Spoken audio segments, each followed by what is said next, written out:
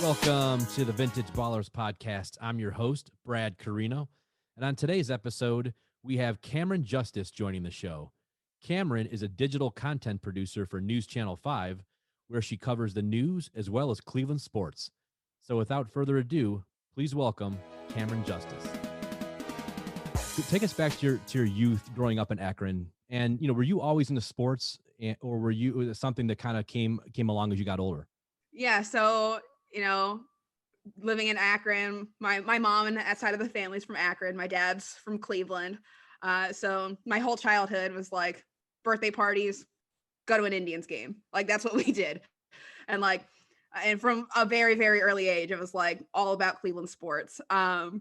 We have a home video of me. I was like 2. I knew the starting lineup of the Cleveland Indians, like in that 90s roster. It was a great time. It was a great time. So like, that's always been a thing for me. But it was like, my path into covering sports it started with playing them. I played soccer for a while. I tried every sport really. Tried basketball, wasn't great at it. Still love it. Love to watch it. Love to discuss it, but couldn't play it. I played football for 2 years because I didn't like to be told that girls couldn't do it. What'd you play in football? What position?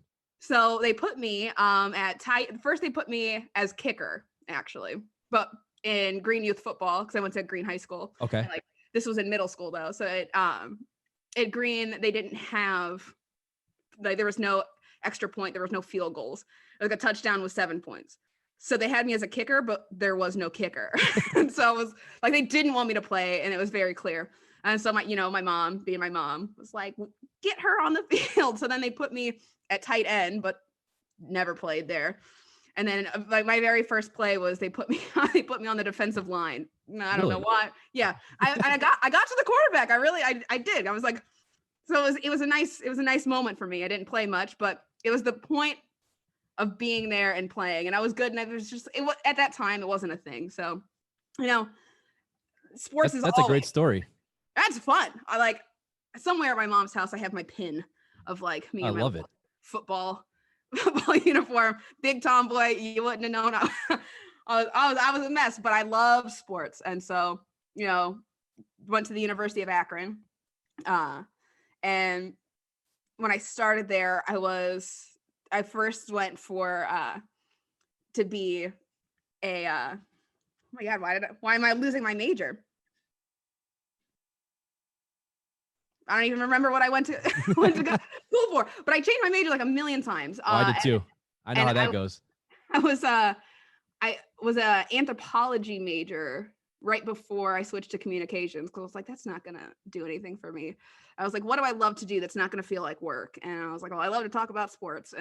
So I went into communications, and I joined, the University of Akron's radio station and TV station, just like joined the sports team. And from there, it's just been all uphill. It's been a great experience being able to cover the Cavs, the Browns, the Indians, just getting to do all of it from the start of me getting into this in college into now where I get paid to do it. Yeah. I mean, you have a nice following, and people, I mean, your name is very well known now in Cleveland, and everybody knows, Camryn Justice. I mean, I've known you for a while, and it's interesting because when I read some of your tweets and some of the things you post, you would think you're a seasoned veteran, that you've been doing this for 20 years, because I mean, you're very well spoken. You're very good at what you do.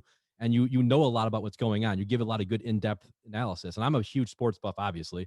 And I've been, I'm in my mid-30s, so I've been following, the Cleveland team since I was 5-6 years old. And I love reading your analysis and everything. It really makes, it's fun. That's why it's so fun having someone like you on the show, because we'll get to the 3 teams in a little bit. That'll be a whole different conversation. But I wanted to kind of go over your background first to find out how you got into broadcasting and really how you found your niche within what you do, because like I said, you're very good at what you do. And I want to see, I think it's inspiring for people who, to see your story and to see how you got to where you got to. Yeah, I know. And it's a weird journey. Like I said, I switched my major like a million times, but it was really just finding something I was passionate about, which was sports, and specifically Cleveland sports. But like I said, I started with the University of Akron's radio station and TV station. And from there, we got credentialed to Cavs games, which was really cool. I didn't realize we had that opportunity. And then me and my friend he works at ESPN now. So we're doing things, but we pushed for it. We were like, we found out that we might be able to get credentialed to go to Cavs games and cover them. And yeah, like our director at the college station was like, all right, well, you gotta do it. And we're like, yeah, we'll do it. And we went to every game. We covered every single game. And then that morphed into getting Indians credentials. And then finally it morphed into getting Browns credentials. And so we got to finally start covering all three teams.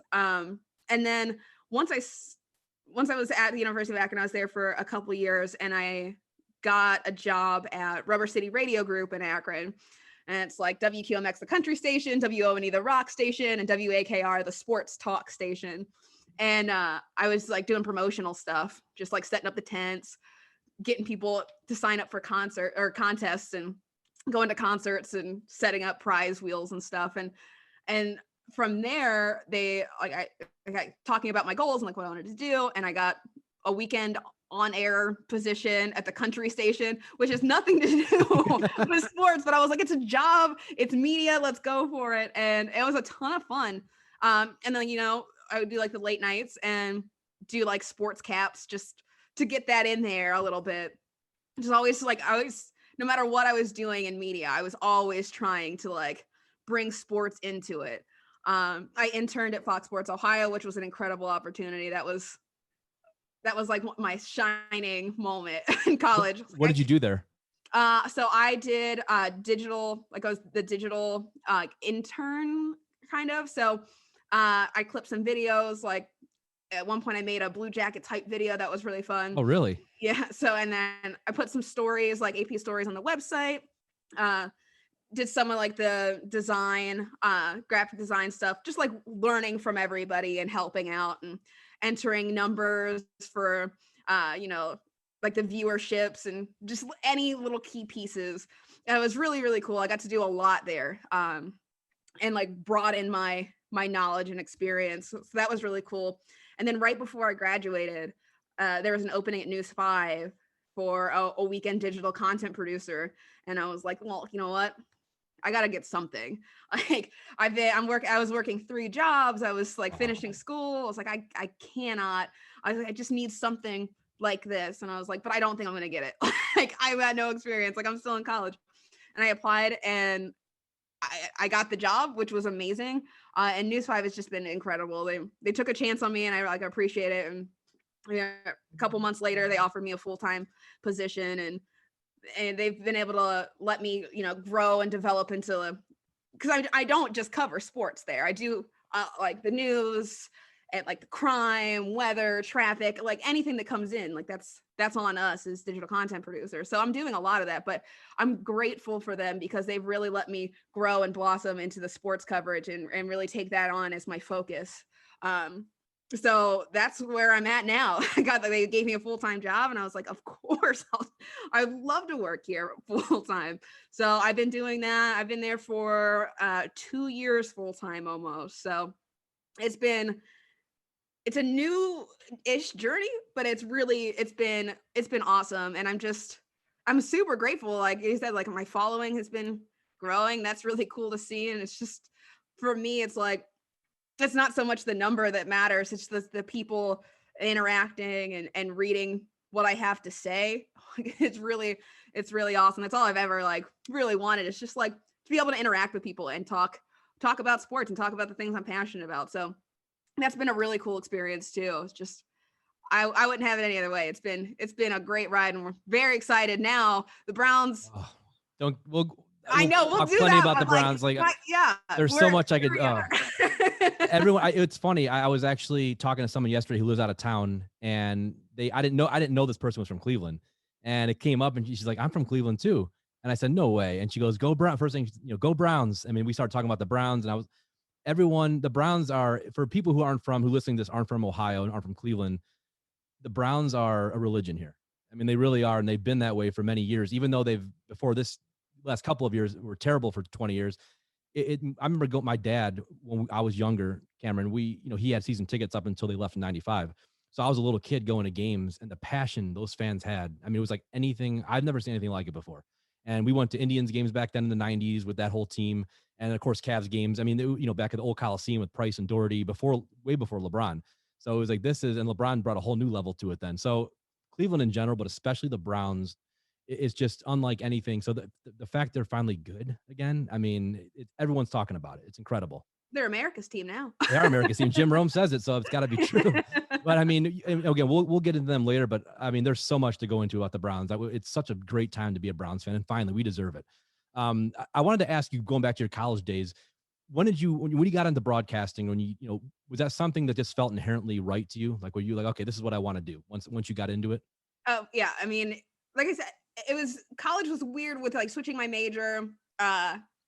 And like just trying to find something that I was passionate about. Like I stopped going to school. I dropped out for like 2 years because I was like, I got to focus on me. I got to figure out what I want to do because it just wasn't happening. Like I didn't want to waste any time and the money for college if I wasn't going to find something that I was like, truly, truly passionate about. So yeah, I took a lot of time reflecting, and I was just wanting to know like what felt right to me and what felt natural to me.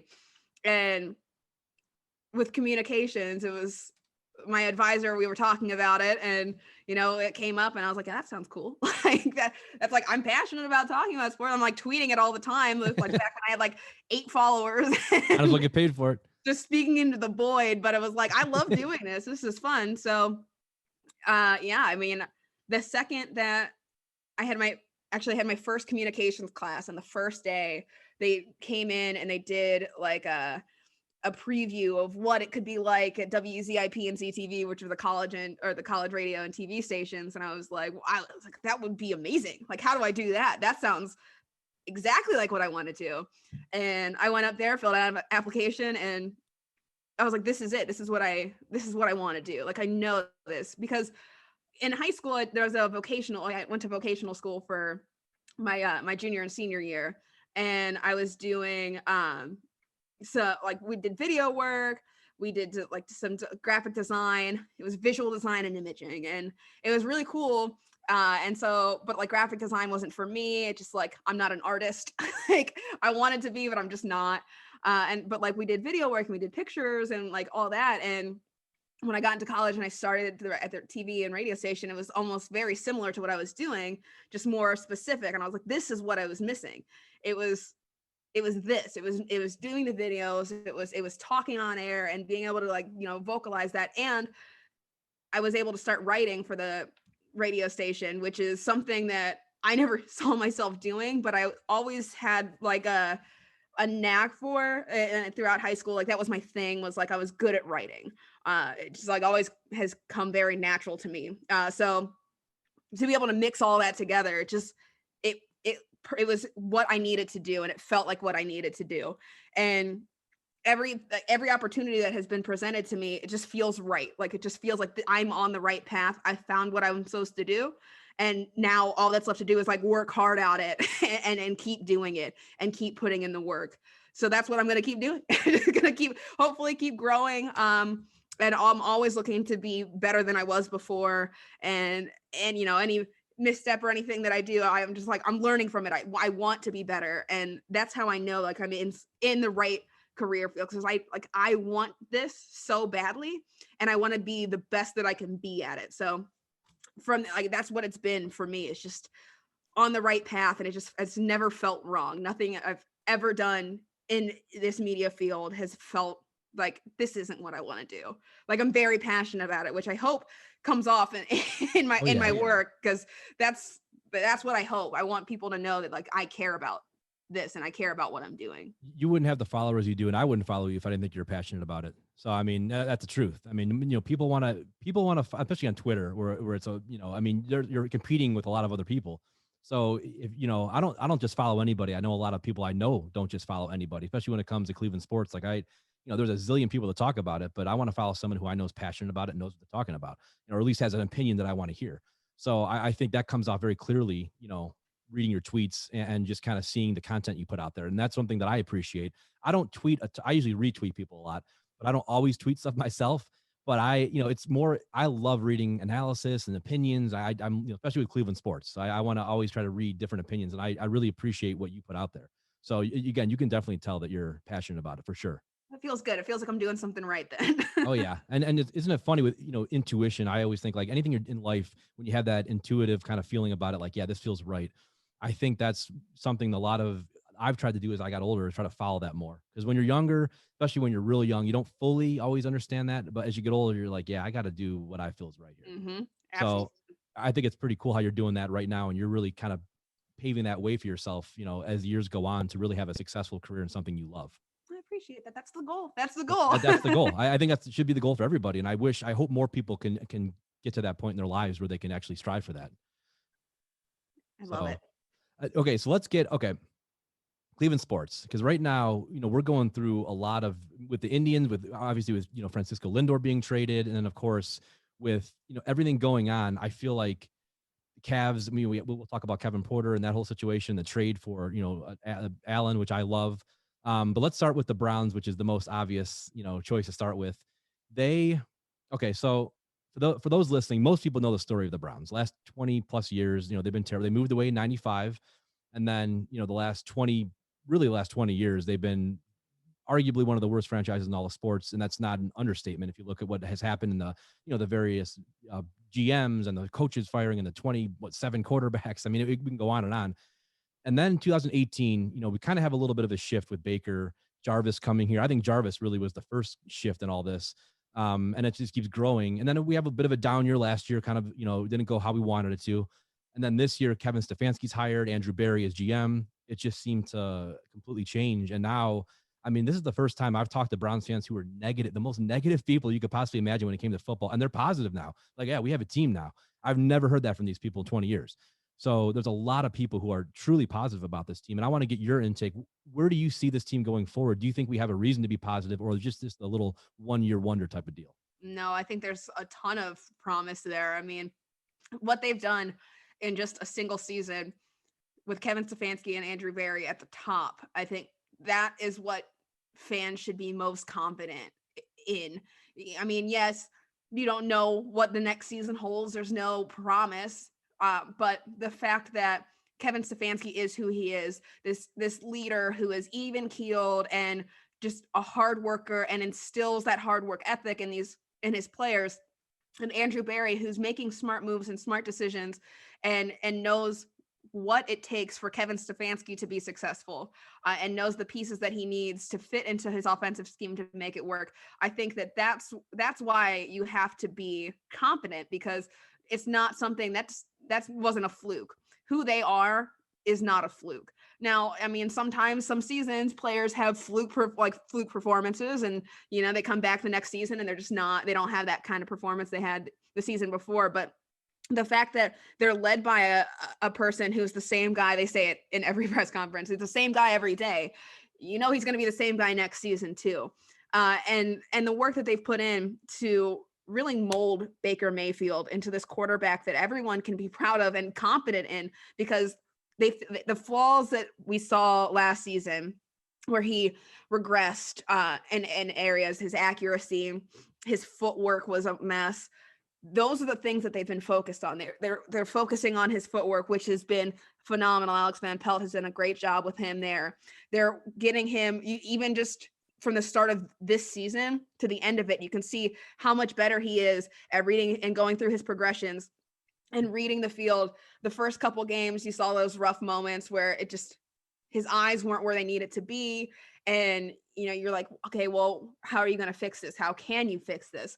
And there's moments where, you don't know as a fan, like, is this fixable? Is he going to be the guy? I had an article about this with Dan Orlovsky from ESPN. He talked about what Baker needed to do. And one of the things was, for his reads, he needed to just continue to go through them and talk through his progressions while he's on the sideline with Alex Van Pelt, with Kevin Stefanski. And whatever they did, it worked. They've been on top of it and really have molded him into that Baker Mayfield that we saw his rookie year. He's consistent. He's trustworthy, not just with the game management aspect, because he can be a game manager, which is cool, but he also showed that he can make those decisions and he can be aggressive, and he's a gunslinger too, and he's got that accuracy. Some of those tight windows he found the ball in this season were just incredible, and it was that was the explosive Baker Mayfield. So it starts with Kevin Stefanski and Andrew Berry, obviously at the top, and then it goes to Baker Mayfield, and then it goes into the players, and they've all bought into this idea of we will be back now going into this next season. But before that, throughout the entire season, they bought into the idea that they are a winning team. They can do this. There's this culture shift that you haven't seen before. It was how are the Browns going to blow this? Now it's how are the Browns going to win this? How are they going to come back and win this? We even saw on Sunday when they lost to the Chiefs. It was heartbreaking, yes, but you were waiting. Carl Joseph got that interception, and everyone watching was like, okay, how are they going to come back and win this game? The tide shift. They weren't able to get it done, and that's something that's a defensive issue. I think Andrew Berry is going to address, during this offseason, hopefully, and that's like that missing piece. But the fact that that's where your brain is now as a Browns fan, as you're watching the game and you're like, how are they going to win? How are they going to pull this off? Instead of how are they going to blow this? That's something that's not changing next season. They have that mentality, but it's not that overhyped mentality. They're very down to earth when it comes to this. They're hardworking, and that's Kevin Stefanski's doing.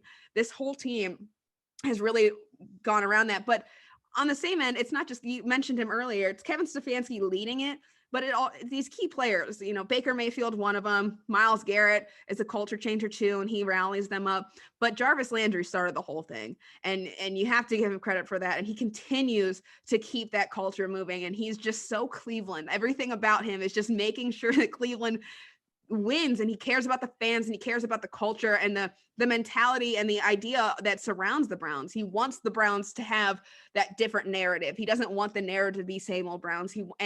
It's been that way since he got here. And now it's not just him talking about it. It's the leaders making and putting into action, and his teammates rallying around that too. So that doesn't change going into next season. The only thing that changes going into next season is hopefully Andrew Berry goes into this offseason and plugs in those holes that we're missing, like he did this year with the offensive line. He did great in the draft. And so you've got another draft coming up here in a couple months. You've got a free agency period coming up where people want to play in Cleveland now. This isn't, forcing someone here, pulling teeth to get them here. The culture is so different that I think a lot of players are going to really rally around that too. A lot of free agents this could be a good landing spot for a lot of them. This is a destination you want to be at. I want to be the guy that comes to Cleveland and fixes those little problems, just those little tweaks that they need to get them to the Super Bowl. They were in the playoffs, they made it there, but now I could be that guy that takes them to the Super Bowl. I think that's going to be a really big driving factor for a lot of these players in the free agency. So next season is full of promise, and for good reason. It's not just, you being hyped up because your team did something great one season and you hope it goes on. There's a track record of, okay, this is how it's going to happen, and here's how they're going to get back. And there's a lot to be hopeful for, and a lot of promise looking forward into next season. And I think one of the things you touched on, which I completely agree with, and early on you said, look, it might not work out perfect next year. That's just how it is. And for football fans, one thing I like to say, the foundation that you mentioned with Stefanski and Berry, that's the key here. Because even if it doesn't work out next year, let's say they go 9-7 and miss the playoffs, or 8-8 and miss the playoffs, the next year they could very well go 12-4 and win the division. That's just how football is. But the point is they have a foundation. And I think it's the foundation moving forward is what you're trying to say. Baker, Stefanski, Berry, et cetera, Nick Chubb, Landry, Garrett. That's what you want. You might not win. In football is not the kind of sport you might not win every year. I mean, there's some good teams that's not how it is. I mean, you look at San Francisco. They made the Super Bowl last year, didn't even make the playoffs this year, and they still have a pretty good team. It's just how football is, but they have a foundation, and teams like the Ravens and the Steelers, I mean, we've seen it over time. They might not win 12 games every year, but they got that foundation. And that's why they come back the next year and win 12 games. We never had that foundation before. And I think you touched on both of those. We finally have that. At least it seems like it. I can't imagine, like you said, Stefanski and Berry aren't what they are. We see what they are, and we know that they put a culture in place now that hopefully will stay here for years to come. And I think that's the key. And now it's bringing in players, like you said, especially defensively, that fit that culture. I'm really excited. I mean, I've always been kind of a blind optimist when it came to the Browns, but I am genuinely excited by what I see moving forward here. And, I think they just have so much talent just to begin with, we mentioned the names already, but I think what they could add to that, especially defensively, I mean, it could be a very special team next year. And Baker making the transition he did, I think only throwing 9 interceptions all year for Baker, which last year, I mean, unfortunately, that was, something that, he was throwing too many bad passes in the red zone. He was just all off his game last year, like you were mentioning. This year, he really, from the last 11, 12 games, he was a different quarterback. And we saw the Baker Mayfield we thought we drafted number 1 overall. And that was inspiring to see. I hope he can carry that into next year. I believe he can. But, there's just so much to be hopeful for with this team. And I'm very excited. I haven't been this excited about the Browns. And I mean, I don't even know how long, probably since I was 10 years old. So this is for all Cleveland fans, it's something that we can finally go into an off season and say, we don't have to look for a coach or a GM or a quarterback, which was the calling card here for every year. It seemed like now it's like, oh, we finally got that. Now we can just focus on, like you said, plugging the small pieces and getting back there next year. And hopefully, I mean, Mahomes and Kansas City, they're a different animal. That's just you're facing, likely, I think if Mahomes stays healthy, you're looking at one of the top 2 or 3 quarterbacks of all time. I mean, he's that good. And I think so. I've never seen a young quarterback that good. And it hit, an MVP and Super Bowl, MVP in 2 years. I mean, we've never seen that before. So that's just, he's a different kind of animal. So I don't mind losing to Kansas City, as even though it was a close game, we could have won that. But you look at his first 8 drives, didn't they score 7 times out of those first 8 or 6 out of 7, something like that? And I think they missed the 1 field goal. Otherwise, they would have scored all the drives. So Kansas City is just a different type of team. That's like facing Durant and the Warriors. That there's almost too much talent there right now. That'll change as the years go on, but they're a tough one to get past. But beating Pittsburgh in that first round, that made my whole season personally, and I'm sure it did for a lot of Clevelanders. Even though you want to keep on going, but no shame in losing to the Super Bowl champs. No, and that's the thing, is that the game was so close, and they were like they've said, in their heartbreak and their defeat, they were 1 drive away from making that a completely different game and winning that game. So the fact that they were 1 drive away, that is even more promising, because I mean, it's the Kansas City Chiefs, they're incredible. But the fact that you were so close, 1 drive away, you get those pieces and you fill it in. If you were able to compete with the reigning Super Bowl champs, and I mean, I'm pulling for the Bills here, because how can you not? But like, if the Chiefs make it to the Super Bowl, they have a very good chance of making it to the Super Bowl. You lost to the now Super Bowl team. The fact that you can do that and you compete is even more promise, because you're going to have to go through them every year. Mm-hmm. Like that's the team that you're going to have to go through. So if at this point, 1 season into this whole new scheme with Stefanski and your whole culture shift and change, if you're able to make it that close, what's to say there's nothing holding you back next season? If you can improve during this off season, there is nothing that should hold you back from taking it from 1 drive away from winning to winning by 1 drive or more, So I think there's a lot of promise there. And that was, to me, it was unfortunate to watch them lose and to watch the playoff run end. But that was a game that I think a lot of people counted them out, thought they were going to get blown out. Mm-hmm. And the fact that they didn't, and the fact they were able to keep it so close and really come back and make that happen, I think that just shows you what they are capable of doing moving forward. I mean, it's a shame that we didn't see that first, with Rashard Higgins and that touchdown being taken away, or what it should have been. I mean, that rule is so ridiculous to begin with. But what was your take on all that? And I felt the momentum just got sucked out of us at that point, at least for a little bit. And then they scored another field goal. It was 19-3. So it could have been 16-10. And now you're down 19-3 going into the half with a lot of the momentum taken away. To me, that was a huge part of, how that game played out. Yeah, that was an unfortunate thing. That's one of it is my least favorite rule. I didn't realize how much I hated it until I saw it there. Before that moment, I was hung up on the holy roller rule. I think I hate that rule too. There's these dumb situational rules in football that they're game changers in the worst way. They are. They only matter. The rule literally only impacts a team to hurt them. And it takes away what was a great game. So yeah, the touchback, the fumble touchback rule is horrific. Terrible. The NFL has to revisit that. That's just, it's atrocious. And yes, you go back and you look at it, and there was the helmet to helmet that could have been called too. But yeah, I mean, refs are human. They make mistakes.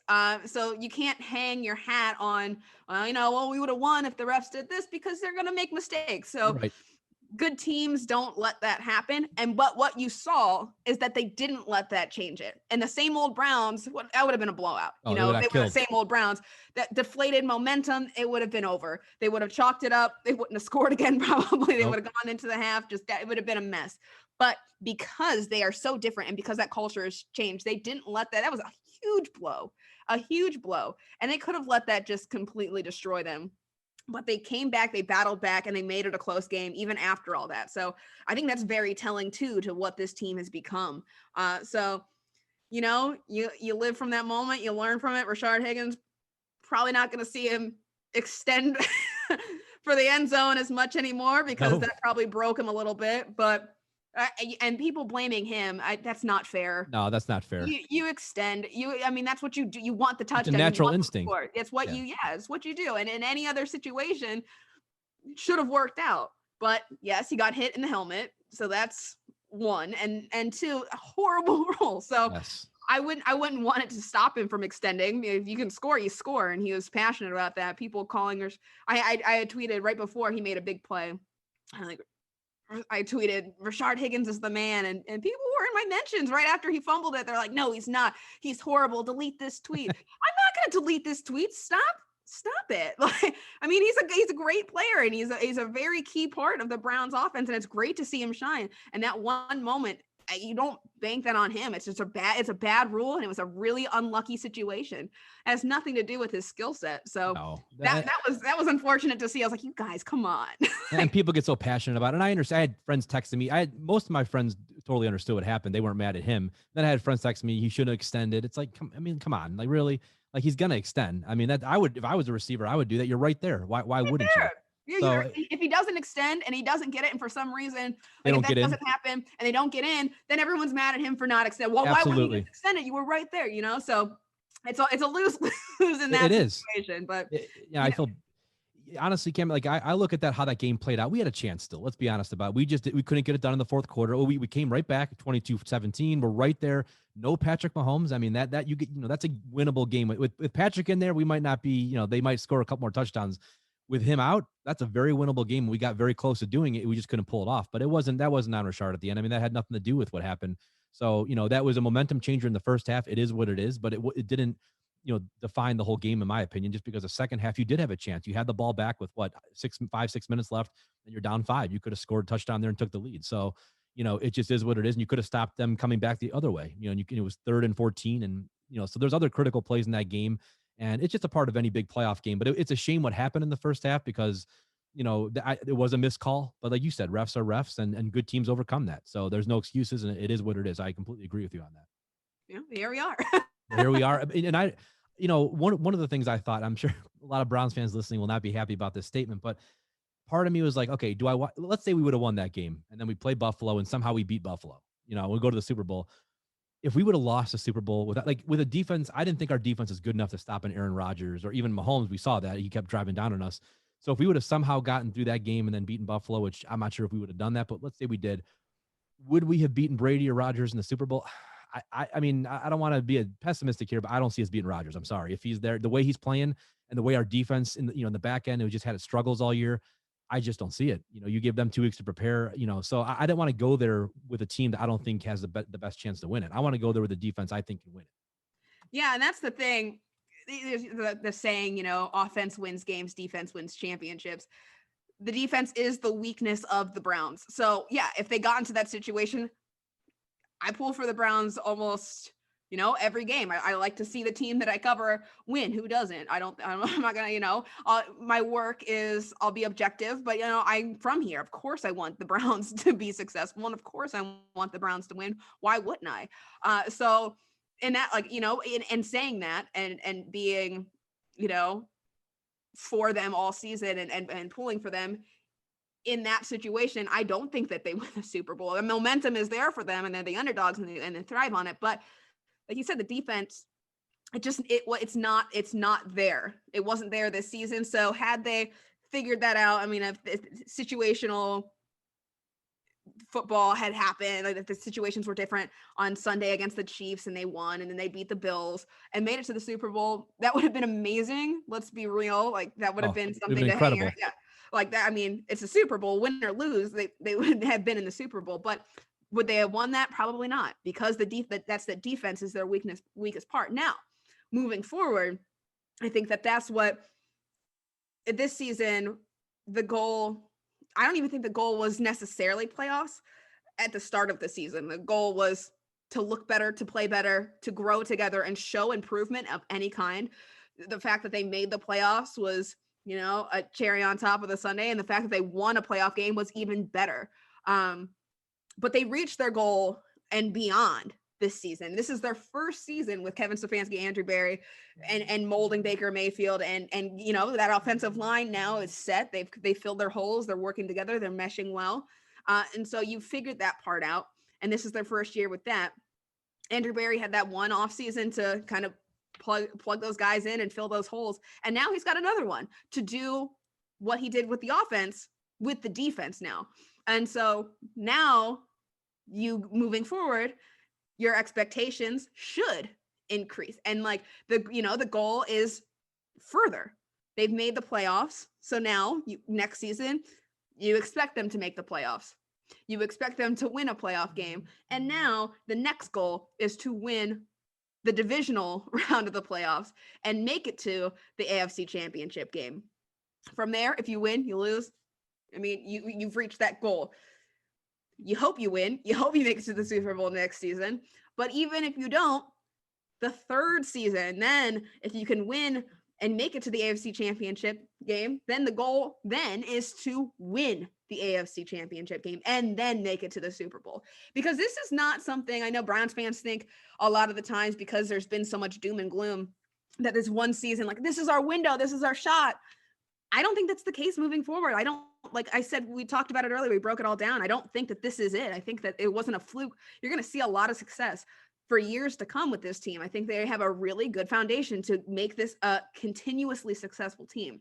And so, yeah, you might not get the Super Bowl right away, but you give them time and you establish that and become a winning team, become a team that's always in the playoffs, and you grow from there, and you just keep building that foundation until you're the team that's constantly in talks for the Super Bowl. And then fingers crossed, the team that wins the Super Bowl.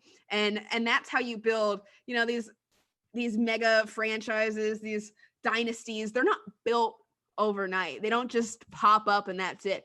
They develop into something special.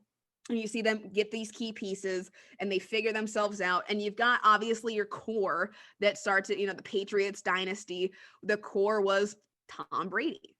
He was the core, and now he's gone. You see it fall apart. So you find your core and you build around it and you supplement it. And that's what the Browns are doing. So you can have that kind of, you can have a Browns dynasty almost. It starts with the foundation, and that's what they're doing. And it's very early on. So I hope that moving forward, Browns fans aren't, thinking this is this tiny window. This could be the start of something very long-term and very successful. It just, patience is a virtue, but I do expect more each season, as you should. But I also think that, even if next season they don't make the Super Bowl, I don't think that's, well, you know what? It was a fluke.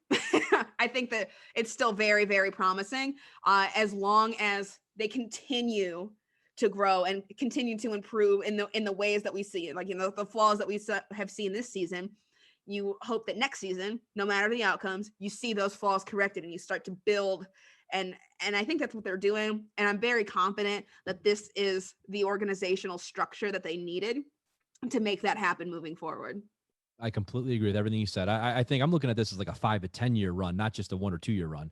And I mean, it could even be longer depending on how Stefanski and Berry, how long they stay here and how they grow together, because it doesn't have to just rely on, even Baker or Miles, that's great to have them, but there's a team, look at Baltimore. They've interchanged for years now and have been winning for how many years? And Pittsburgh has done it for pretty much their whole existence, has constantly interchanged play. And they only had 3 coaches their whole, in the franchise history. So you can do this as long as you have some stability in the front office and coaching and a culture here.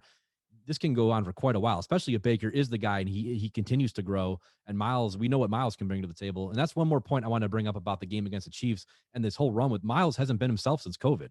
We have not seen the same Miles. He's been out of the game half the time. He's been out of breath, and he had other injuries. We have not really seen the same Miles. So we're going to get a different Miles next year. The Miles we saw in the beginning of this season, the strip sack Miles. He was unbelievable. It was almost like a reincarnation of Reggie White for a while. He was just dominant. And and then it wasn't, not that he wasn't Miles at times, but he wasn't really the same person. You saw him out of the game a lot of the plays on Sunday, and that's not like Miles. So I think I was listening to a lot of the national pundits, and none of them really brought that point up, that Myles Garrett wasn't the same player. This isn't the same dominant Miles we saw, first half of the year before COVID. So I think hopefully, like you said, we're going to get that Miles back next year. And of course, hopefully, Grant Delpit and Greedy Williams and all the other guys we were missing. So, we were missing. I heard a couple of the national guys saying, well, they have a pretty good defense. I'm thinking, well, they are missing. I don't want to, it's like, I don't know. We were missing so many guys. I didn't mention all the people we were missing. It wasn't like that was a full Browns defense that was playing well all year. So they had a couple games where they played well, but I would say, like you said, that was the part of the ball that struggled most of the time. So, I'm really optimistic that Barry and company can kind of, they'll see the needs. They know what they need to get, and I think they'll get it.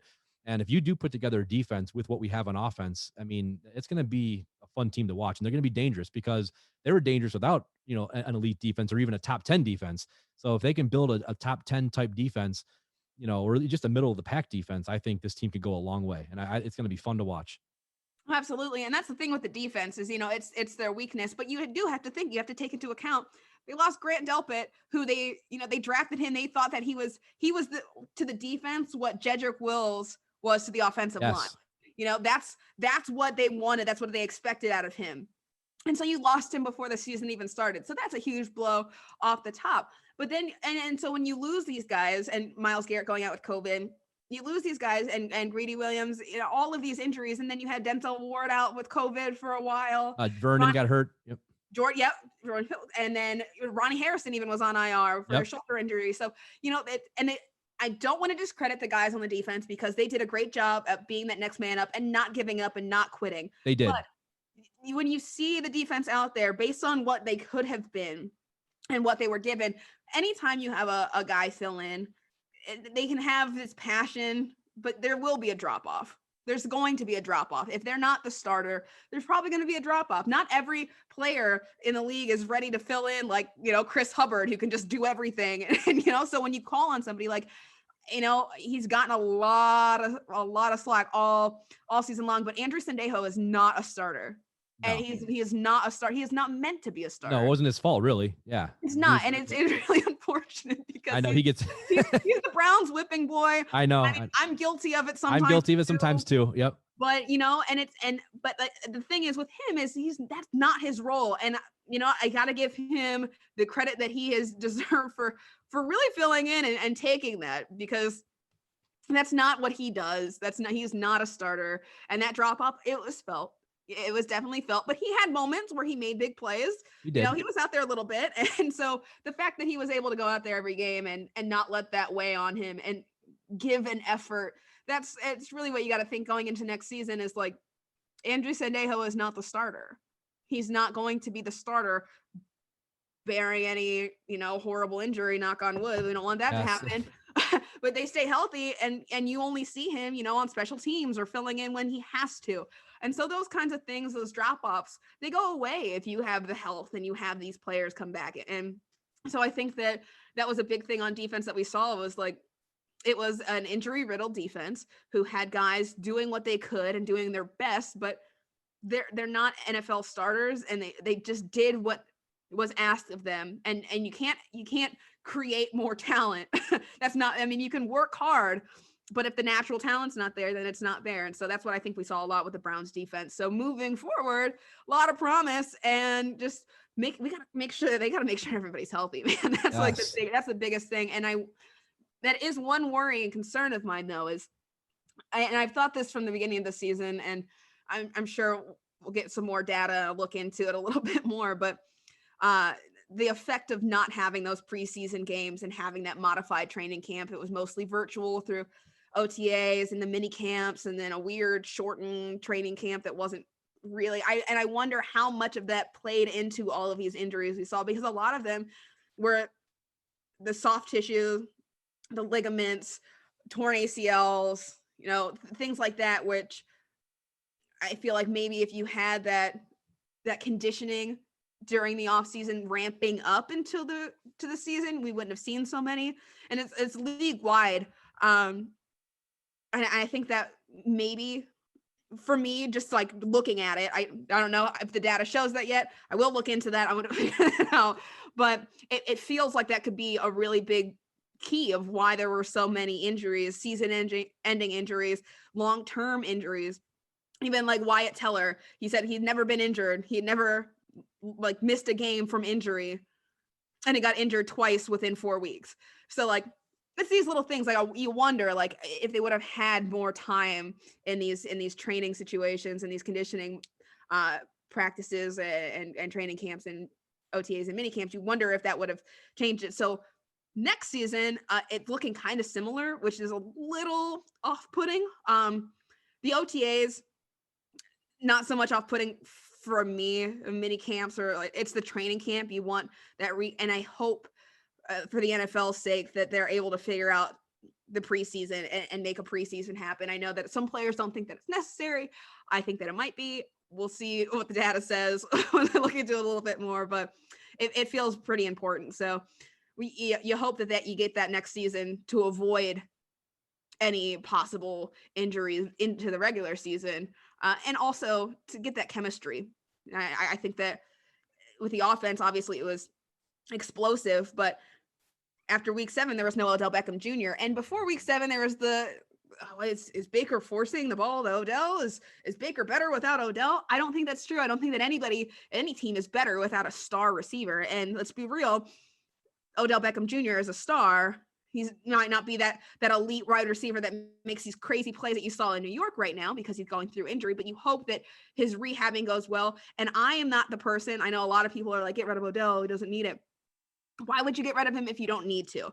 So I think these training camps can help create that chemistry that was missing. For preseason helps create that chemistry between him and Baker Mayfield. And if they can develop that, you don't want to get rid of Odell Beckham Jr. I promise you don't. Especially, I mean, look how many games he came back. He was the game changer. He prevented the Browns from losing in like at least 3 games, like almost single-handedly. Cowboys game for sure. The Cowboys game for sure. That end around was wild. Oh, but it's the things like what he provides, the speed, the deep threat, that really helps the offense. And they were able to make it work. Andrew Berry said it today during his press conference that he thinks that the Browns offense developed independently from Odell Beckham Jr. So that narrative of, well, Baker's better without Odell, look how he progressed throughout the season. I think he progressed naturally. Odell Beckham Jr. just happened to not be there for it. It just got better because they had more time to work together. So if you get an off season with a more normal training camp and you get preseason games, that's only going to benefit heading into the actual regular season, that chemistry between Baker and Odell. So me personally, I don't think you can get rid of Odell. I mean, you definitely can. They can definitely find ways to make that happen. But for the Browns' sake, for the offense's sake, hope they don't, because you don't get rid of good football players if you don't have to. There's no reason to do it. I mean, it's interesting because I go back and forth on Odell. I'm one of those people. I have people on both sides. They either totally want to get rid of him or they don't want to get rid of him at all. So, and you look at Baker's stats after he left, and they were a heck of a lot better. But is that, like Andrew Berry said today, just because the offense was getting better as the season goes on? I mean, we won't know that answer unless we see Odell with the offense next year. But I do think sometimes Baker forced it to Odell, but I'm not sure if that was because of, is that because of something, Baker and Odell's chemistry wasn't there all the time, or was that because we don't know all those answers. We'll have to see how that goes. I think Odell, if we do get rid of Odell, we'd have to fill in that speed. You can't replace that speed and that kind of talent. Like you said, you don't just want to get rid of a star. You don't just get rid of talent like that. So I have faith if he does come back, which I think there's a good chance he will. They'll figure out a way to make it work. I mean, how do you not, with this running game, with the rest of the guys in his team, Jarvis being his best friend, they're going to figure out some kind of way to make it work. And if they can fit Odell into this offense, I mean, they're pretty scary as it was, but you fit him in, and you get him in a role. I mean, it could be very, very scary. So that's going to be interesting to watch. I wanted to ask you about Nick Chubb and Denzel Ward. Do you see the Browns? Obviously, I'm assuming they're going to extend both of them, especially Nick Chubb. But do you see that happening this offseason with Nick Chubb, or what do you think they're going to do there? I see, and that's the $1 million question, is because they don't have to this season, and so will they? Perhaps. We'll see what they. I think that kind of will be dependent upon what they do in the draft and what they do with free agency and how they do that and build their defense, whether or not they make those decisions now. But I mean, whether it's this season or next season, I do think that they extend Nick Chubb. He's one of those key core guys. And, everyone's questioning, do they spend the money on a running back? Is it proven? Is it going to work? I think you do. And a running back like Nick Chubb, especially because you have Kareem Hunt, you got him, you figured out him for a couple of years. Now you figure out Nick Chubb for those next couple of years, and having that kind of talent in the backfield, the concerns of a running back getting worn down go away if you have two great running backs in your backfield because they stay fresh each game. There's less load put on them each game. So I think Nick Chubb is definitely a candidate for an extension and should be, because he's really, and I don't want to discredit Kareem Hunt because he's also phenomenal for the Browns, but Nick Chubb is kind of the identity of the offense. You have him as the core, and then you have, your receivers around him. You got Kareem Hunt to back him up, and you can plug Kareem Hunt, which hopefully we see next season a little bit more. You can plug him in at receiver a little bit. You can have him share the backfield with Kareem Hunt. So I think these kinds of things, you want to keep that momentum going and you want to keep that offense rolling. So yeah, I think that he definitely gets extended. I don't see why the Browns would not. That's definitely money well spent for them. Denzel Ward, I love Denzel Ward. I think he's an explosive player. I mean, he's one of the defense's only playmakers right now. You've got him, you've got Myles Garrett, and then I think Ronnie Harrison has been a really big key that you'll see moving forward. I think he's going to be a really big part of the Browns defense. And depending on what they do with him, Carl Joseph, if he comes back, I think he could be a really big key for the Browns defense too. So there's a couple guys, that they're the core. They're who we are. And Denzel Ward is also one of them. The Browns, with their salary cap, they have the money to do it. It all depends on how free agency plays out and what they do. And I don't know Andrew Berry very well yet. So I can't get in that brain. I can't figure out what he's going to do. So it will depend on who they get and how much they get them for, what kind of contracts they're giving out in free agency. He talked today about that he doesn't see any problems with whether it's players that are on the roster now or free agents coming in. He doesn't see anything holding them back from giving long-term deals. So that's a little bit promising. It's just really allocating that money. And that's not my specialty. I am not a salary cap expert. My numbers aren't my thing. I'm a writer. That's why I'm a communications major. I don't math was not my strong suit. So numbers aren't my thing, but I think Andrew Berry, obviously, he's an analytics guy. He's a football guy too. Let's not get that wrong, but he's an analytics guy. And he will get the numbers right and he'll make things work. I really am confident in that, but I do think that when and how much these contracts are for Chubb and Ward are dependent on what they do in this free agency and what they do in the offseason. But Chubb for me feels like an easy that's an easy decision. That's a no-brainer. Of course, you have to extend Nick Chubb because the drop, not to discredit Kareem Hunt, but the drop off from Nick Chubb to Kareem Hunt is very palpable. We saw that when Nick Chubb was on IR with the knee injury. It's just not the same. That threat is not the same. And having both of them, I think, is very, very important to this offense. So Nick Chubb feels like a no-brainer. Denzel Ward also seems like, how can you not? Because he's one of the few playmakers. I think if you had to, I don't know why you would have to choose, but if money came down to it and you had to choose between Chubb and Ward, I think you give Chubb. Unfortunately, you wouldn't be able to give Denzel Ward the contract in this situation, in this one scenario. But I think they're both deserving. And if they can make the money work, they would be very smart to extend both of them because those are the core. And I think there's the core guys that you pay, that you get the contract, you pay the money, you extend them, you keep them long-term on offense and defense, the Denzel Wards, the Myles Garrett, which they already made happen. You've got Ronnie Harrison. That was a really big move. And offense, Nick Chubb, I think, is one of those things with Baker Mayfield. He's the guy. They won't openly say that they won't call him the franchise quarterback because they want to avoid those phrasings, but I think he gets extended. There's no reason why he doesn't. He's proven himself. And those kinds of things. They tendered Kareem Hunt. They've got Kadero Hodge. And he's a big one that gets overlooked a lot. I feel bad because, last season or 2 seasons ago when Rashard Higgins was MIA and no one knew where he was, I was very vocal about where is Rashard Higgins? I want to see Rashard Higgins. And I discredited Kadero Hodge a little bit, but he's been very crucial in these moments. Just like, you have your cores, but you also have the guys that go around the cores, like the rookies, like I said, Harrison Bryant at tight end, and wide receiver, you've got Donovan Peoples-Jones, who they've really shown promise that they're going to be able to be developed. So if you have the core and you extend your core, you get your contracts and you keep the core long-term, and then you have these players around them to supplement them. And they're obviously so far have been great with their draft. They've gotten guys that can come in right from the draft as rookies and make an impact. So, I mean, if you are able to find that talent, if you're able to scout that out and then continue to develop it, I think the money is well spent. If you have to pay a lot of money to a few core guys and have a little bit less to spend around other guys, if you're able to scout that out, which they've done a good job so far, we'll see with this upcoming draft what they do with the rookies and what you're able to do in free agency.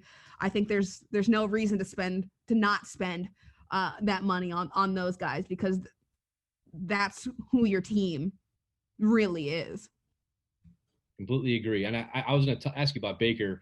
With Nick Chubb, I think he's a no-brainer. I mean, I honestly think he could be a potential Hall of Famer. He's that good. I mean, he has that kind of talent. And if he stays healthy for another 6-7 years and does this, he's a Hall of Famer. So, I mean, he's that good. You can't let a guy like that go away. He's not just a dime a dozen running back. I mean, he's an elite running back, and he's someone that they need to lock up, in my opinion. I would never say that about a running back. Typically, Nick Chubb, I say that about, because he's a different kind of talent, and he's a great kid. Baker, he was the one that I was kind of, and a lot of fans this year were kind of up in the air. Do you keep him? Do you not keep him? Is he a franchise guy? Is he not? I mean, you have to say the last 11, 12 games, Camryn, he looked like a franchise quarterback to me. And I was one of those guys pretty hard on Baker for a while. And it would be hard to let him go now. I mean, with what we've seen, and we'll see obviously going into next year what he looks like. But if he plays like he did this year, the end of this year especially, I mean, you got your guy. I don't see why you would want to move off that, especially when he has chemistry with these guys and he's growing with Stefanski. He just seemed to really kind of get it at the end of the year. And it just came, I think, 2 interceptions or 3 interceptions in the last 12 games. I mean, that was one of the best marks in the NFL. So you're talking about someone who's finding his groove. And, I was skeptical on Baker, and I think a lot of us were, but it'd be hard to let him go at this point. Do you agree? Yeah, I mean, the criticisms were for good reason, I think. It was worrisome to see, even this season, the first couple games, the first half of the season, those missteps, the interceptions, these moments where, why would you throw that? You have a guy open right there. Where are you? Where are your reads? What are you doing? And you're questioning that. And you're like, what is going on? Is he going to be good enough? Is he able to do this? And you saw the flashbacks from the season before, which was very lackluster and very disappointing. And it didn't end the way that anyone wanted it to. And it was like, maybe his rookie year was a fluke. And I get the criticism. I do. But I do think that Baker Mayfield has really proven himself. And in his play through the second half of the season, I think that solidified it. I think that not only the way that he played, but the way that he rallied the team and became that leader and that vocal leader in the organization and with his teammates, I think was huge. And that's not something that you can look past. But he's shown every moment in this game. He's able to perform in any moment that he needs to. You've seen him now be a game manager. He can do that. That's what everyone was concerned that's all he could be. He's also shown that he can be the guy that gets those down to the wires game. The first moment we saw of that was that Bengals game. That was incredible, that drive to win the game. And you can say it was the Bengals. It doesn't matter. In that moment, not every quarterback in the NFL is going to be able to live up to that moment, to come down to the wire, high pressure, high stakes game. The game is on you and your decisions. And he showed that he was able to do that. He's been a gunslinger. He's been he's had games where he's just completely accurate, on point. He can fit those tight windows. I mean, and his progressions have gotten better as the games go on. He's been getting better at reading the field and reading the defenses. And that was the big concern, I think.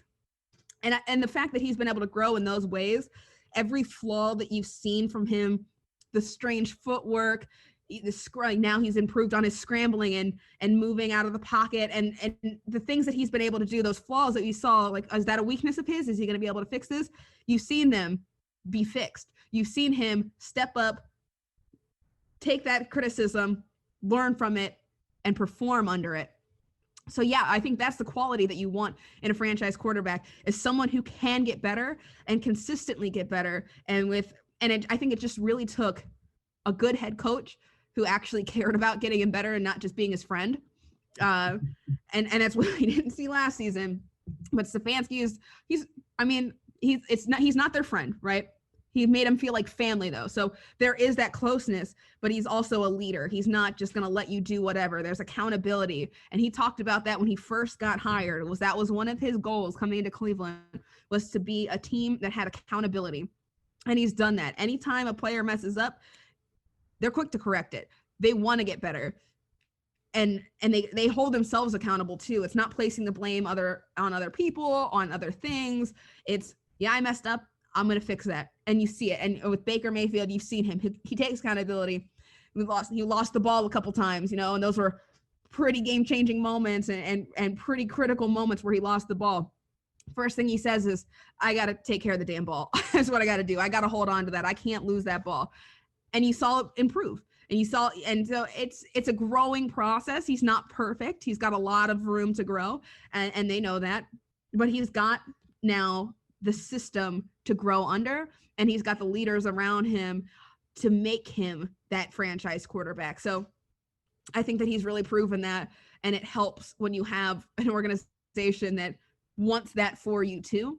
And I think they want that for him. They won't come out and say he's the franchise guy because that's a contract talk. They're not talking contracts right now. But I do think that the way that Baker Mayfield has played he's not just encouraged the fans and provided the confidence in fans to make him the guy, but he's also provided the confidence in the organization to make them aware that this is the guy, this is who we've been looking for years. And I think they don't move away from that, because you do not want another couple decades of trying to find that quarterback that's going to lead you to, because they've been trying for a very long time and it has not worked out. And so now it is working. You don't change that. You roll with it and you keep making him better. But he's already proven. He won a playoff game. They were just in the divisional playoffs. That's insane. And he's on a fast track to success, I think. So yeah, Baker Mayfield has proven himself, and I'm excited to see how much he grows moving forward. Now with Kevin Stefanski and Alex Van Pelt working with him, I think that he's got, his ceiling has been heightened. I think he had a high ceiling before, but now his ceiling is, I don't know where it is. I don't know where it ends. We will hopefully not see it for a while. Hopefully it just continues to grow and get better. Well, I'm glad you mentioned that, because he had, 4 coaches in a span of 3 years. So it's like, you never hear that from people. That's a big deal for a rookie to come in and have that much turmoil to deal with. We know that played a part in his regression last year.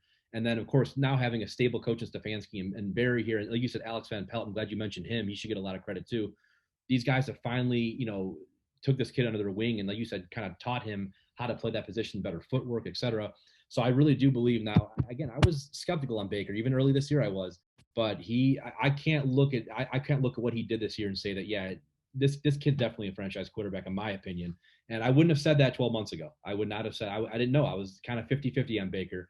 And he proved me wrong this year. I'm glad he did, because I think if this is what it looks like going forward, especially with what they put together with Stefanski and Barry, it could be pretty special moving forward, with those guys working together. And they all seem like they want to improve. Like you said, we haven't seen Baker's ceiling yet. We don't even know what that is. I don't think this is his ceiling. I think he can get even better. And you got to think that Stefanski can get better as a coach. People are kind of criticizing him against Andy Reid. Well, Andy Reid's been doing this for 22 years. He's won a Super Bowl. Yeah, he's going to be ahead of, Kevin Stefanski. He's going to, maybe outcoach him a little bit. And that he should. He's been doing it for, 21 years longer. So Kevin's only going to grow. So is Andrew Barry in his position.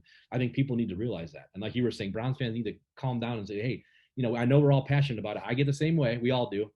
but they need to realize that it's going to take these guys a little bit to kind of, really, find their ceiling as well. We're just getting started here. So this is going to be a couple years to me before they really find their true ceiling, in my opinion. And then hopefully next year that, if they can get to the Super Bowl next year, I'd be ecstatic about that. I will never complain. But I'm not counting on that. I'm just counting on them improving and making it a competitive season again. Whatever happens, happens. But I think that's the way you got to look at it, instead of getting so people get caught up in, we got to win it next year. No, we don't. We just got to get better, keep improving. If we win it, hey, that'd be amazing. But, to me, just keep improving. If you're competitive every year, you give yourself a chance to win it. That's all that matters. Yep. That's what it comes down to. If you play well enough, you have a chance no matter what. Whatever happens, happens. But as long as you are a good enough team that you put yourself in that position to have a chance, I think that's a successful organization right there. That's what fans should be asking for each and every year, is just that chance. Before, there was zero chance. There's no 0-16. I mean, Hugh Jackson's 1-31. There's no chance. There's zero chance. But now, from moving forward, you've seen the potential. There should be a chance every single season, and I think that's what you look forward to moving forward with this Browns organization and where they're at. 100%. I agree. I mean, I think that's exactly where we're at right now, and I'm so excited. I'm finally. It's so nice to be able to look into next year and be like, we actually have a coach, we have a GM, we have a quarterback. Because it's been a disaster for so long. So, a couple other things I want to touch on with you. LeBron, and just real briefly, like being from Akron, obviously LeBron's from Akron, and the impact he had on this city and bringing us our first championship in 52 years. What is his impact still felt there, even to this day, even being in LA for a couple of years now? I mean, and what, as someone who's from Akron, what does it mean to have a guy like that from your city? Yeah, I mean, so I actually, my neighborhood, when I was a kid growing up in Akron, was 2 blocks away from where LeBron was. He's older than me, but like, I feel like if I was just a little bit older, we might have gone to school together, might have been friends. But it's crazy. It's crazy to me to be able to say, like, I'm from the same place. And it's inspiring. It makes you want to be successful. It makes you, strive for greatness, not to be cliche, but the fact that LeBron James has given, the city of Akron such a name for, one of the greatest players of all time, arguably, depending on who you are and pretty much, the era of which you like basketball. That's who your GOAT is. But he is up there, obviously, in every conversation. So to have that guy, be from where you're from, I think that in itself lends so much to the city and to, like, the youth there to, hey, I could be successful. I could be like LeBron. And so that's never going to go away in Akron. I think that's something that a legacy that he's left for a very long time. But I mean, the things that he continues to do for the city, the I Promise School is an incredible movement, and people, will bash it all day long and find flaws in it. But he didn't have to go about that. He didn't have to figure that out. And he established a school in a city that really needs, youth to focus on their education. And there's some, and every city's like that. There's dicey places and, bad situations that youth can find themselves in. But in Akron, the fact that he took his hometown, he saw, basketball kept him away and kept him off the streets. And he knew that. And so he wanted to find ways, not only for kids that like basketball, but for just all of the youth in Akron. He made a school that has a lot of different, programs for kids to experience and find their passion. But he also encourages basketball, and he focuses on building the basketball courts and improving them around the city, and rebuilding playgrounds. He's making this whole sports complex in Akron, and doing that from LA. He could be focusing more on the city where he lives and where his kids are, but he doesn't forget his roots. And so I think that's just an incredible thing. And I think a lot of people from Akron, and hopefully most of Northeast Ohio, appreciate that. There are the strictly Clevelanders who only see him as the basketball player, LeBron James. And so they're still upset that he's not in Cleveland and he left. And I mean, of course you want LeBron James on your team. Of course you do. And it's unfortunate that he made the decision to go to the Lakers. And it stings as a Cleveland sports fan and as a Cavs fan. It's going to sting to see that guy go to the Lakers and make that decision for the second time. But that's on his career. That's something that he wanted to do, and you can't knock him for it. if he forgot his roots, then I guess you can, but he still does so much for Northeast Ohio that I just think that you can't not appreciate him. You can be upset that he's not on the Cavs anymore, and then you can be upset at him for making those decisions. But as a person, you cannot be upset with him and you cannot knock him because he just continues to do great things for the community despite all of the bad things that are said about him. And he feels it, the disdain sometimes from people who are, why would you leave us? Why would you do this again? But the fact that he doesn't let that get in the way of the charitable work and all of the things he does, he comes back here and he plays when he's here, like some people. And I think that's a big thing. So I think you have to appreciate LeBron for the person he is. And no matter what team he is on, you have to appreciate him for the player he is. It's just unfortunate that he's not on the team that you want to cheer for. You still have to appreciate the greatness that he gives to the game of basketball. Well, and I think LeBron coming back, I mean, the first time he left was pretty bad. I mean, that just, it wasn't a good look on national TV. I was very upset. I think a lot of people were, and I'm a passionate Cavs fan, with or without LeBron. I love the Cavs. So, when he came back and won the championship, to me, all was forgiven. And I think most people you talk to will say, even the diehards, a lot of people I talk to who were very angry the first time he left were like, they're fine with him now. They forgive him. They're like, whatever, how could you not? I mean, the guy won a championship for you. He hadn't won a championship in 5 decades. So to me, right there in my book, and I think for a lot of Clevelanders, I mean, I can't speak for everybody. I know there's always those people, but I would say most people in the city, I mean, he got a standing ovation last time he was here, a couple of years ago. I think most people are totally fine with him. He won a championship. Obviously, he's doing so much for Akron and Cleveland, and I think he always will. I don't think we've seen the last of LeBron. I think I've always said, I could see him owning the Cavs one day. Who knows what LeBron has tricks that he has up his sleeve, but I don't think we've seen the last of him yet. We'll see what he does in the next 10 or 15 years, but I think he'll always want his name tied to Northeast Ohio just because he's from here and this is his roots. So, and I know he enjoyed the Browns run. It was funny watching him tweet things about the Browns all the time. So, he's boys with Jarvis and those guys and OBJ. So, I mean, he knows, but I think me personally and a lot of people I friends with, as you are, hundreds of Cleveland sports fans, and the far majority of them are totally fine with LeBron. And, once he won that he came back and won the championship. It's like, yeah, man, how could you look at this guy and be upset with him? For what I mean, he had a promise, made a promise to the city. I'm going to win you a championship. And he did. I mean, there's nothing else you can say about it.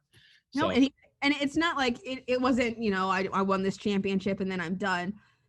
It was just an unfortunate situation that unfolded afterwards and not on him. He still tried. He still wanted to be a part of Cleveland. He wanted to bring him another championship, but there are teams who saw one man and were afraid of him and did anything they could to take out that one man, because that's how big of a threat LeBron James is. So and that was crazy in itself. But then you saw the team, it kind of unfolded. The other players around him kind of made those decisions for him. And so when that collapsed, you can't really fault him for moving on and doing a new venture, because he did what he needed to do in Cleveland and he tried to continue it. It didn't work out that way. And so for his career and his legacy and his goals, the Lakers were his next step. And so far be it from me to say, why would you do that? I get it. I understand, kind of that mindset of wanting to create legacies all over the place. He turned the Heat around, got them championships, came back, made sure Cleveland got theirs. And now he's doing that for the fan base in the Lakers. And I think it's especially important after losing Kobe Bryant, that he's able to do that for them. And the fact that he was able to, I think, that's another piece of that legacy that he leaves behind of, coming in and giving a fan base something to be proud of, and something to be happy and thankful for. So if that's his long-term legacy, then there you go. Like that's incredible on its own, is to be able to do that with 3 different teams. So that's, to me, is LeBron James is just, he's a phenomenal player, but an even better person. And you can't argue that fact. There's no way around it. You can have your biases, you can be a little angry at him, but you can never discredit what he's been able to do for the game, but also for the city of Akron, Northeast Ohio, and really the entire country and the world. He's been an incredible human being. I couldn't agree more. And I think it's kind of, it's almost eerie that when he went to LA a year later, Kobe passes away, then they win the championship right after. I mean, that was just when you kind of realize what had happened, it's like, wow, and Kobe's last tweet and the last Instagram post was about LeBron, which is just very eerie. But yeah, LeBron, he's in a different stretch. Him and MJ to me, and I run a page on Instagram about the 90s NBA, and I have a bunch of former 90s players to follow. It's kind of funny. That's how I kind of started getting into all this podcasting. So I talk to a lot of those guys all the time. And LeBron, I mean, they always say MJ's the best in his generation. LeBron's the best in his generation. You can debate it all you want. To me, they're the two greatest I've ever seen. And Kobe's not too far behind either. He's right there. But LeBron and MJ are just very different in what they've been able to accomplish. And, LeBron's he's a heck of a talent, and he's done so much, like I said, off the court as well, especially in Akron and what he's done in Northeast Ohio. So definitely glad to have had him here for 11 years. Hopefully we get him back, maybe if it's an owner one day, who knows? So I can dream, right? So, I think we all can. Yeah. Okay, a couple of quick things then. The Cavaliers now with this Jared Allen trade and young Colin Sexton and Garland, and I'm looking at this team and I'm thinking, wow, I mean, a couple of years ago after LeBron left, it was kind of in disarray and we didn't know what Sexton was really all about. And now you look at this team and I mean, they're one legit piece away from being a pretty interesting team in the next couple of years. I mean, you have a young center now, probably going to be signed long term. Colin Sexton's turning into an all-star caliber point guard in the last year and a half. Garland's coming around. Obviously Okoro's a young kid. I mean, they have some pieces now. So I mean, I'm looking at this team. Am I wrong to be that optimistic, or am I? What's your thoughts on that? No, it's so funny because I went into the season like even they went into the season. They started the very first press conference. JB Bickerstaff said, like we know who we are. like we're not setting our bar too high, basically, without saying we're not setting our bar too high. And then they come out and they're just this explosive, scrappy, gritty team. And it's just, that's the youth that you have in them, but it's also, they've really done wonders for the defense. That was the Cavs don't have any defense. So how do we address that? Colby Altman said it yesterday, the day before. He said that they attacked the defensive issues with big guys. And I mean, they're kind of holding a monopoly over the big guys in the NBA. The bigs on that team are just, they've got them all. But I think that was a really good move on their end. And drafting Okoro, I think I was excited when I saw that. I was like, okay, there's your defense right there. There's your heart and soul of the defense. And he's also proven he's good on both ends of the floor. So I think that they have a lot of talent. Colin Sexton, I've always been high on Colin Sexton. I liked him going into the draft. I was very excited about him. And I think that people didn't really give him a chance to grow, and they were expecting a lot from him, which he gave a lot, but it wasn't what I think they wanted. And it's the Cavaliers without LeBron, going from years of seeing that into having a team that's just pieces and parts, and you're just wondering where their focus is and how they're going to be good. It's unfortunate and it's hard to see. But I think already for a team that's in a rebuilding phase, they've done a great job so far. They're winning games. They're staying competitive even in the games that they're not winning. They look good.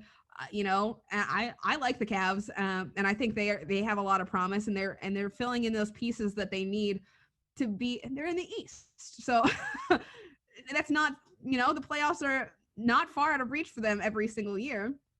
And then once you're in the playoffs, as we've seen pretty much in every sport, once you're in the playoffs, it's anyone's game. Like anything can happen, so not so much in basketball, but there are times, where they can even get an upset here and there. And I think the Cavs are just right there to get in. Oh, I agree. And I look at the Heat last year. I don't think anybody saw them going to the finals. So I know it was the bubble, so it's a little bit different, but still, that was not a team I expected to go that far. So you never know. And I think in the East, even now you have KD and Harden, and those guys are going to be tough to beat for a couple of years, but they're not, in their youth anymore. They're not 25 anymore. So I think this Cavs team, the fact that you have guys who are 21, 20, 22, you guys are young. You can have them for the next 5 to 10 years. It can be between the Browns and Cavs. I'm very excited with what both teams could present in the next, like I said, 5 to 10 years, depending on how this all pans out. So I think there's a lot of talent on both teams, and the Cavs are, people aren't really talking about them as much. They are a little bit in Cleveland, but nationally, no one's picking up, no one's really seeing the pieces they put together. But I'm thinking 2 years from now, if they make one more trade and maybe bring in a legit all-star, they could be a really interesting team a couple years from now. So I'm looking forward to seeing what they do. I'll give a couple weeks. I think the traction on the Cavs talk will pick up if they stay playing the way they've been in the next couple of weeks once football season goes away. And we're like, that's kind of been my thing. It's like I've been less focused on the Cavs and more focused on the Browns, because how can you not be? And so now you shift away. Football season for Browns fans and for Cleveland is kind of over. Now you're just watching the rest of the teams battle it out. But then once you get to the Super Bowl, once the Super Bowl is over, it's basketball season. All right, let's all your focus. So I think you'll see a lot more traction, hopefully, because they deserve it. I mean, they deserve to have the conversations around them. They've been able to do so much so quickly, and they're fun to watch. And I tweeted that, I think, the first game, and people were like, okay, like, how many drinks have you had? Oh, they're fun to watch. And now as the games go on, you're like, oh yeah, they are actually fun to watch.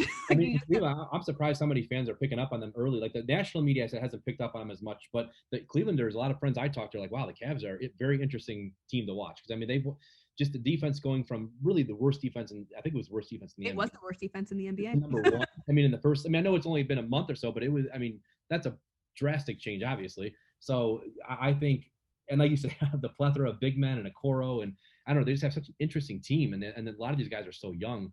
And JB, I think he's a heck of a coach. I really do. I think they got him and Stefanski. I think you got two gems here, hopefully for quite a while. I really like JB a lot, and we'll see how that all pans out. But, last thing I wanted to talk to you about is the Francisco Lindor trade.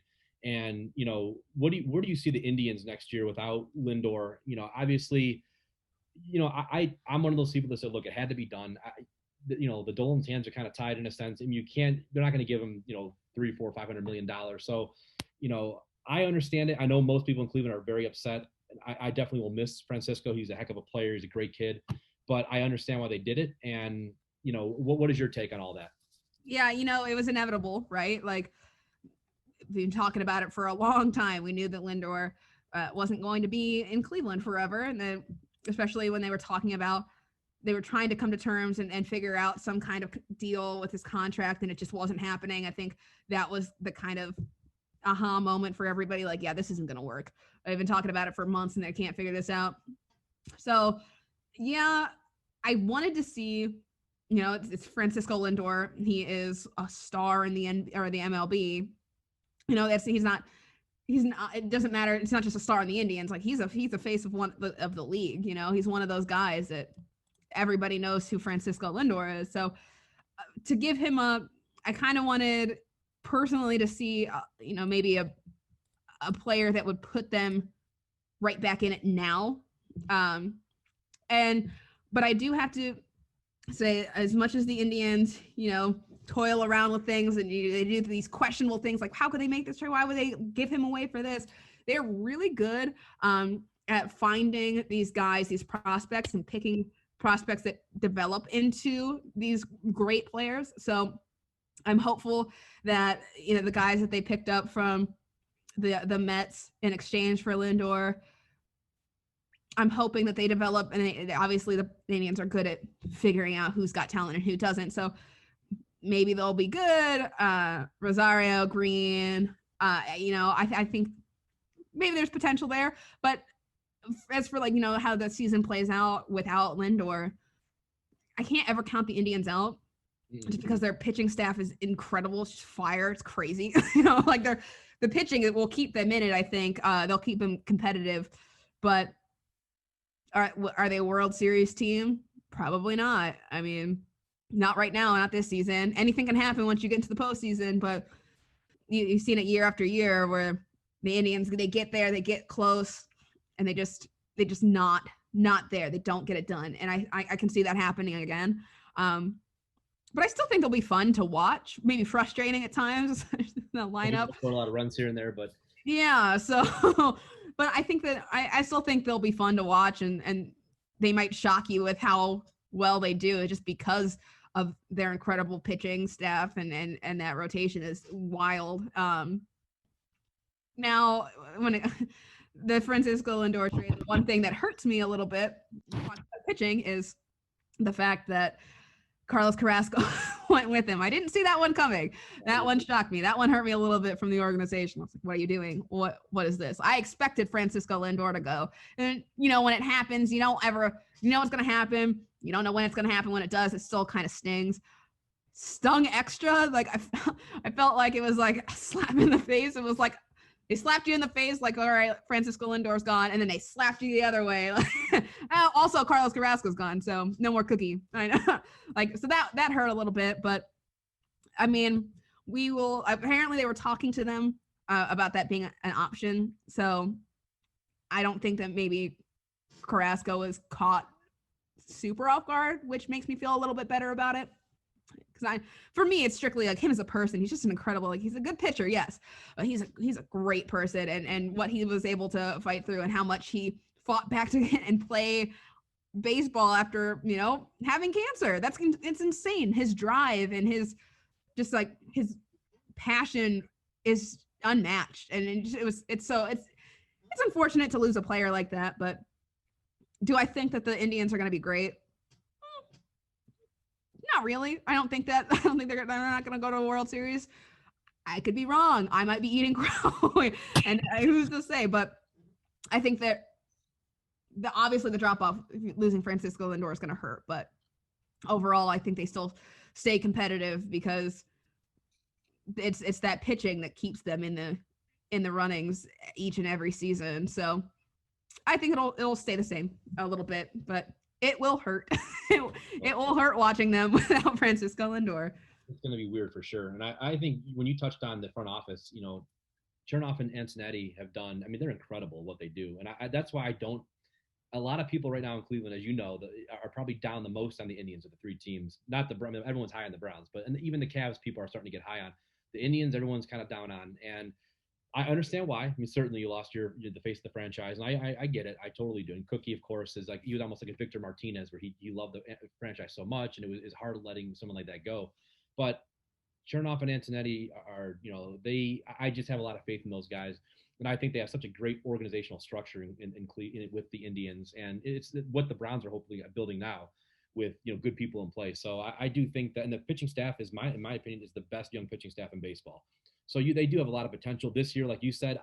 They're probably not going to be. I mean, I agree 100%. I don't see them being a World Series contender, but hopefully I'm wrong. But in a couple of years, maybe these kids start growing a little bit and they add a couple pieces. I think they could be right back where they were. I don't think they're as far back as people think they are. You know, not with that pitching staff. No, I mean, that's the thing. It's easy to fall into this doom and gloom when Francisco Lindor goes away, and you can be mad at the owners, you can be mad at the team. But at the end of the day, they're your baseball team. If you're a Cleveland sports fan, they're your baseball team. You're gonna want the best for them. You can say you're not gonna, watch games or go to games. You will. You will. Exactly. So you might as well just see. I mean, that's kind of like my thing. It's like, I'll criticize. I'll find, like, the falls and the flaws, but I'm not gonna be down on. I'm not going to be this negative Nancy. Like, I'll stay positive in some aspects. There are times you got to be critical, but the overarching, feeling around the teams should be positivity. Find the positive in it, and then hope that they fix those flaws and things work out. But we will see how these guys develop. I think the Indians, though, out of any team in the league, are one of the best at finding these guys to develop into the ones that can, lead your team into a chance, getting yourself a chance at a World Series. So we'll see what they do. I have confidence in the fact that they'll be able to develop some guys to stay playoff contenders at least, and have a postseason and get some postseason baseball under their belt. So that's where I'm at right now. Not high, not low, just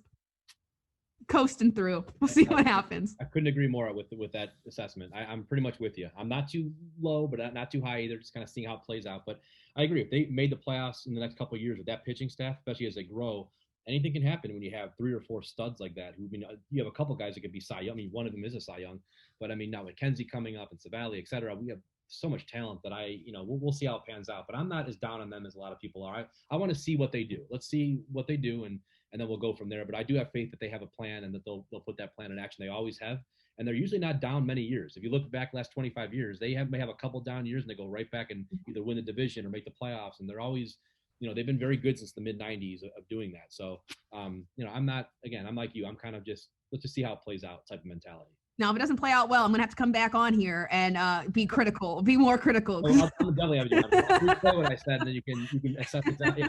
I mean, I'm hoping that I'm hoping that I'm actually being a little more, pessimistic about them, but I do have higher hopes that they can at least be competitive. Maybe not make the playoffs, but be competitive and not be bottom of the barrel. I don't think they will, not with that pitching staff.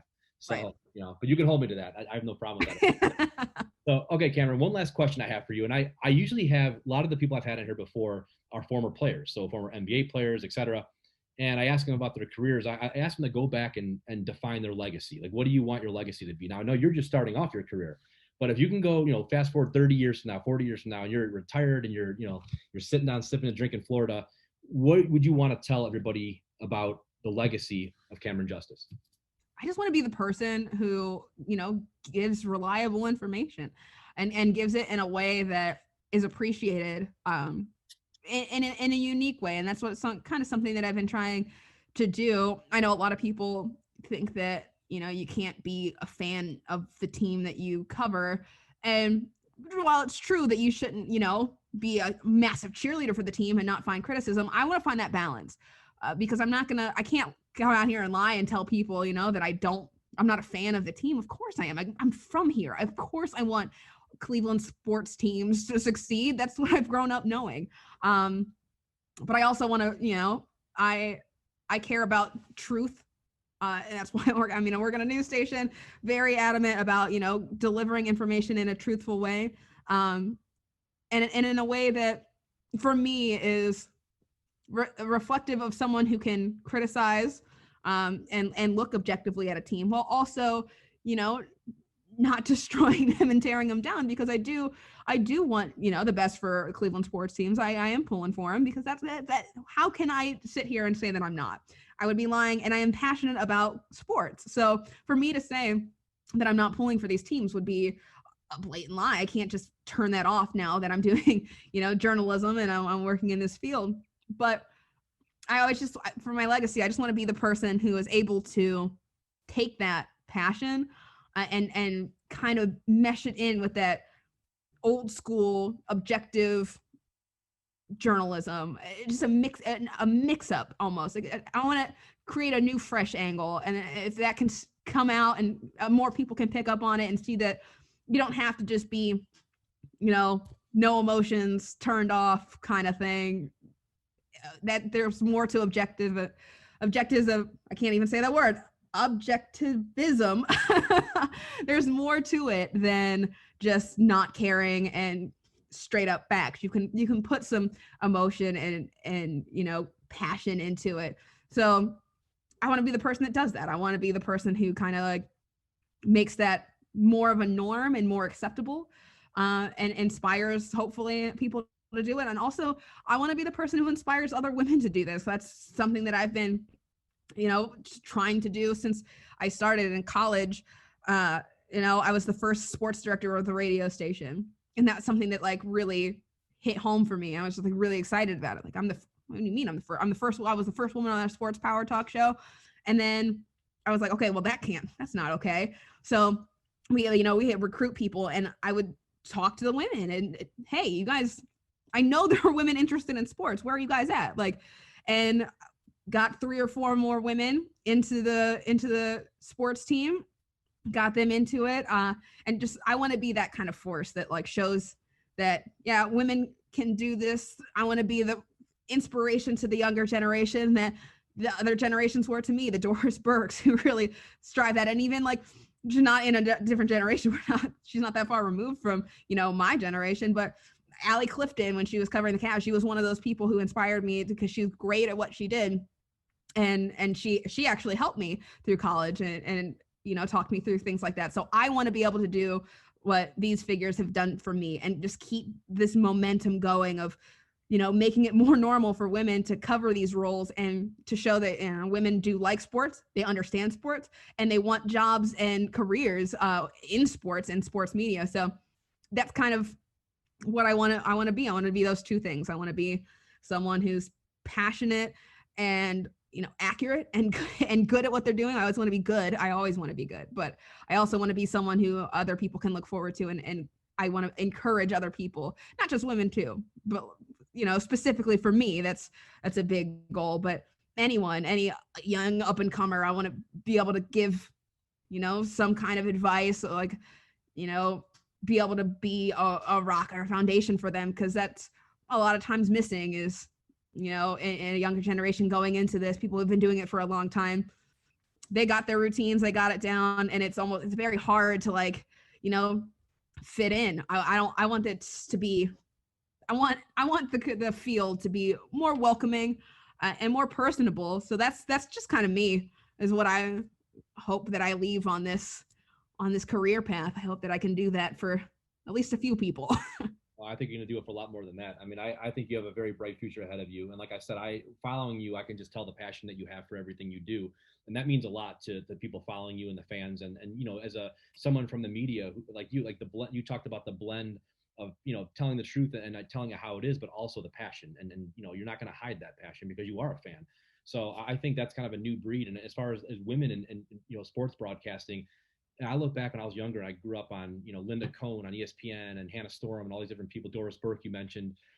It's become, it's become almost more mainstream now at this point, and I love seeing that, because there are so many, like when I grew up back in the, late 80s, early 90s and mid 90s, Linda Cohn, for example, on ESPN, that was like a new thing to have, an anchor who was a woman. We didn't see that all the time, but we got, like, my generation was probably the first that got used to that. Like I never had any issue with it. I thought it was great. And it was the older generations that they were the ones that didn't understand some of it, but now I feel it's so mainstream that I think your generation and on is going to be, there isn't going to be much of an issue, I think, as time goes on, in my opinion. I think there'll be certainly some trials and tribulations, but I think it's going to become more and more mainstream, because right now I think it already is in some ways. I don't even think twice, and I think most men you ask, I don't even think twice when I see, when I follow you, I don't care if you're a woman or a man. I love what you say. So I think there's a lot of people who are starting to get to that point. And I think it's great for society, and it's great for sports. It's a great thing. I also, I mentioned Doris Burke and I mentioned Ellie Clifton. I would be remiss if I didn't say my real legacy. I hope I leave a legacy like Mina Kimes. Let's be real. Like I want to be Mina Kimes. I want to be the Cleveland Mina Kimes. That if anyone's wondering, kind of what that's it. I want to be like Mina Kimes. I had to throw that in there. I had a name drop. Better than your short answer.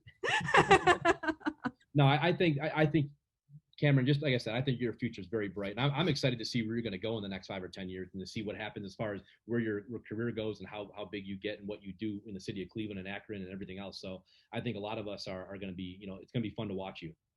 Oh, I appreciate that. And anyone who supports me, that's really cool. It's really cool to have, people who want to see you succeed. I want to see me succeed, but it's really cool to have, people who are also supporting you, and everyone who, reads my articles and like follows my tweets. It's an incredible feeling. I can't express how grateful I am for right now. Even the following I have is just, it's unreal to see the people supporting me. I'll never not be grateful for that. It is what my career is. What would my career be without someone to read my stories or to, look at my content? That's kind of what it comes down to, is you got to have people who are interested in it. So to already have people who are interested as I'm starting out, it feels amazing. And I'm going to keep working to be better for everybody who's supporting me. And you will be. And you're good at what you do, and you're passionate at what you do. And those two things, people are going to follow that. If you're good at what you do and you have passion for what you do, people eventually catch on. It's just that simple. Any walk of life I've been in, those are the two ingredients, and if you have both, you're going to have a following. There's no doubt about it. I hope it continues. It will. And Camryn, I want to thank you so much for coming on the show tonight and, talking to us. And it was just fun to go over the beginning of your career and then where you are now. And of course, Cleveland sports. And we got to do this again for sure. Yeah, anytime. This is fun. This is a great time. Thanks for having me on. Absolutely. Well, you have a good night, and we'll talk soon. Okay. Sounds good. Thank you. Bye.